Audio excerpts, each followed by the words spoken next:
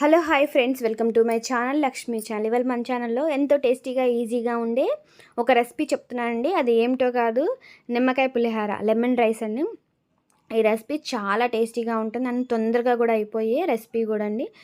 Morning lunch బాక్స్కి కానీ టిఫిన్కి కానీ ఈజీగా చేసుకోవచ్చు. అలాగే పులిహార, మనం దేవుడికి పెట్టే పులిహార కూడా తొందరగా ఆఫీస్కి వెళ్ళేవాళ్ళు, అలాగే ఏదైనా జాబ్ చేసుకునేవాళ్ళు, అలాంటి వాళ్ళు ఈజీగా దేవుడికి మరి ప్రసాదాన్ని సమర్పించుకోవచ్చు. అలాగా ఈజీగా చేసుకునే విధంగా నేను చూపిస్తున్నాను, చూసేసేయండి. అలాగే ఈ లెమన్ రైస్ అనేది అందరికీ ఫేవరెట్, ఆల్ టైమ్ ఫేవరెట్ కదండి. మరి ఇలాంటి లెమన్ రైస్ ఎలా తయారు చేసుకోవాలో చూసేసేయండి. ముందుగా మనం అన్నం ఉడకపెట్టేసుకొని ఒక బేసిన్లో వేసుకొని అన్నాన్ని పూర్తిగా చల్లారనిచ్చుకోవాలండి.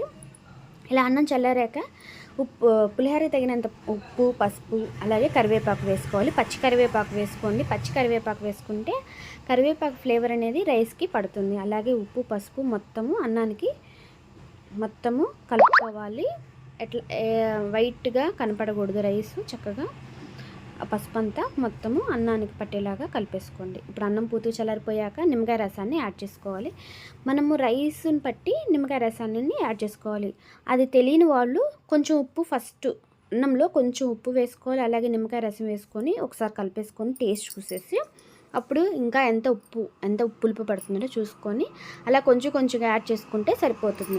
వీటన్నిటిని వేసుకుని చక్కగా పక్కన పెట్టుకుంటే ఆ రైస్కి అనేది ఉప్పు, పులుపు, కరివేపాకు ఫ్లేవర్ అనేది పడుతుంది కదా. అలా పక్కన పెట్టుకొని ఈ లోపల మనము పోపు అనేది వేసుకోవాలి. దానికోసం ముందుగా స్టవ్ ఆన్ చేసేసి ఆయిల్ వేడెక్కాక శనగకాయ గుళ్ళు, ఎండుమిర్చి, అలాగే పచ్చిమిర్చిని ముందుగా చేసుకొని ఒక ప్లేట్లో పక్కన పెట్టుకోవాలి. తర్వాత మనం పోపు దినుసులు వేసుకోవాలి. పోపు అనేది పులిహోరకి ఎక్కువ వేసుకుంటేనే బాగుంటుందండి. పచ్చిమిరపప్పు ఎక్కువ వచ్చేటట్టు వేసుకోండి.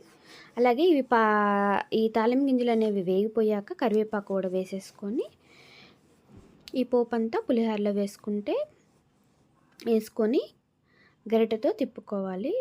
చేయి పెట్టకండి, చెయ్యి అనేది కాలుతుంది. ఇలా గరిటెతో తిప్పుకొని చల్లారాక మొత్తము నూనె అంతా కిందకి వెళ్ళిపోతుంది కదా, అదంతా పట్టేలాగా చేతితో కలిపేసుకుంటే సరిపోతుందండి.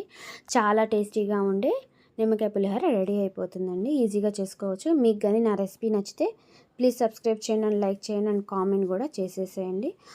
ఈ పులిహోర నేను అందరూ చేస్తారు, నువ్వేంటి చేసేదని కాకుండా ఒక్కొక్కరు ఒక్కొక్క స్టైల్లో చేస్తారు. ఈ స్టైల్లో ఒకసారి చేసి చూడండి. సబ్స్క్రైబ్ చేయండి.